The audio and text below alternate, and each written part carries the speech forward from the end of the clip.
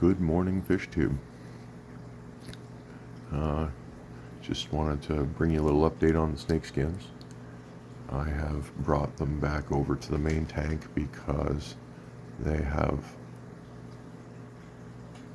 stopped laying. Of course, I didn't give them any surface areas to lay on, but they were also behaving skittishly in the tank over there, probably because there's just two of them, and they're not dancing anymore, like mating and acting happy. They were just like two fish in a tank. So I decided last night to move them back over here, and already their colors improved and they're being social. Looks like Big Red keeps responding to the female. He might be trying to take her over.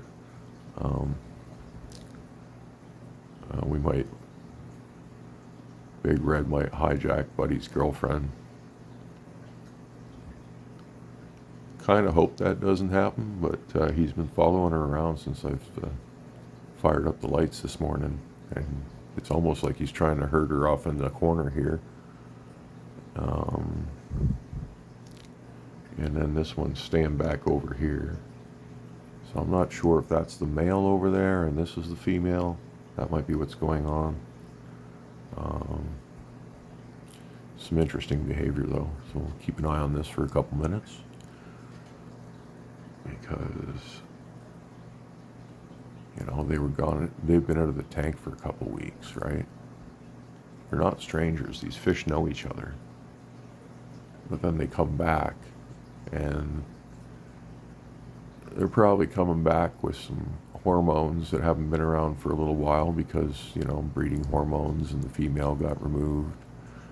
And I'm pretty sure Big Red's a male. Big Red normally doesn't hang out back there. He normally wants to tend his flock. And right now he seems to be concerned with this particular fish. And he's not fighting it away. He's not pushing it away. So I think it's the female. Because he's nice to the ladies, even if they're the young ladies like that, like the yellow one there. He does not bother that fish at all. So I think it's a female. And the ones that he does chase around, probably males.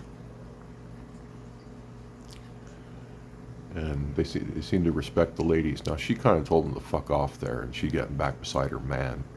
And they are supposed to pair off and stay paired off, like they're loyal. Unlike humans, discus are loyal, but we'll see. Maybe I'm wrong. I read they pair for life, unless you separate them. And I haven't separated them, so. If you go back in my videos, when these two snake skins were young, you'll actually see them. They paired off. They decided to pair off when they were a lot smaller, and I didn't realize that happens. I was reviewing my videos on these guys, and he's definitely interested, and she's like, no, I've got a boyfriend. But I've also got video. So I've got video of the snake skins when they were like 3-inch size, pairing off, like doing courting dancing to each other. And then these these guys, around the same time in their growth cycle, the two blue ones did it to each other too. So I'm pretty sure we're going to see a pair out of these blue guys, and they should be solid blue when they fill in. I don't think they're going to be diamonds. I think they'll just be like solid blue cobalts. They were sold to me as oceans. There's 1,000 names for a lot of these discus. It's retarded.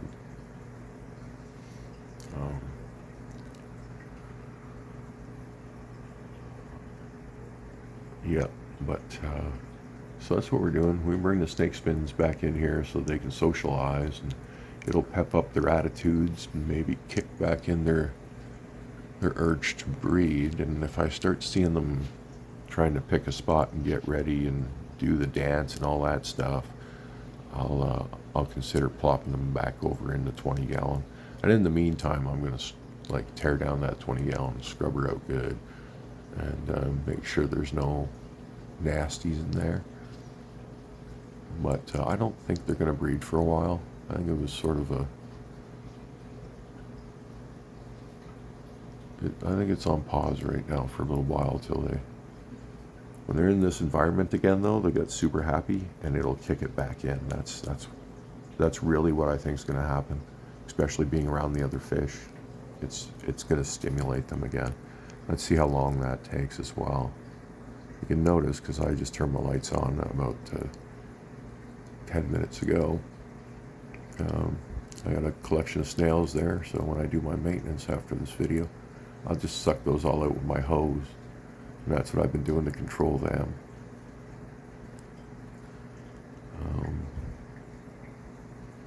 The new catfish are doing wonderfully. See if they'll come out. I mean, it's lights on not long ago, so they haven't adjusted yet, I'm sure. And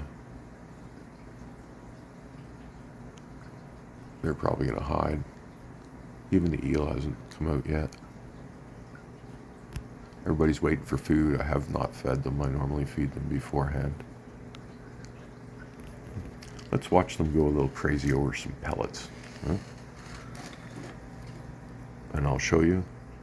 I'm not sponsored by anybody. I just want you to see that you don't need to buy $50 bottles of pellets to produce beautiful, huge discus. I'm using this. Let's get close so you can read it. See, it's the granules. Yeah, I got a picture of a discus on it, and that's actually what attracted me to it. And then it's got like it's fortified with all the vitamins and stuff they need. So, you know, and it's great stuff. And it looks like this. Let me show you what it looks like. Well, I guess I can show you in the water, but okay. So here we go. Let's get some light on it. Okay, little, and you need stuff like that because discus have tiny mouths. Okay. And the other great stuff about, the best part about this, the reason I love this stuff over like the $50 bottles, because it's clean. It doesn't separate. It doesn't cloud the water. It doesn't leach. It stays intact until they eat it. And if they don't eat it, like, it still stays intact all day, whatever, until it gets into your filter. So it's not going to sit in your substrate, and it's not going to, you know, it's going to minimize, this minimizes your ammonia. And it's a beautiful thing. Now watch them eat it. It's incredibly, incredibly hard to get discus to eat any kind of pellets. Okay, pardon me while I drop some in. Here we go. They're going to see it in a second.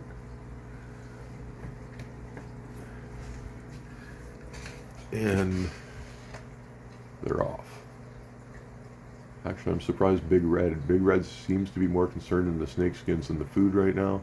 That's odd, because normally Big Red's like, mine. We're probably still a little too soon to waken up. But normally they're very aggressive about this. And some of them, like Big Red, is just interested in the female. And they're starting to occupy snake skins. They're starting to take up shop where they were before. Again, I put them in here last night and then I went lights off so there wouldn't be any fighting. So they're kind of just like, hey, who are you? Oh, you're back. And this is where they laid their eggs last time, right here. So, and now the other big male's in there going, what's, oh, he's just after the food. They're probably back there eating, actually. Let's spice it up now. Ooh. A little bit of aggression going on. I really need a stand. Okay, we're just going to pause you for a second, and I'm going to get some beef heart going, and then we're going to go with some bloodworm.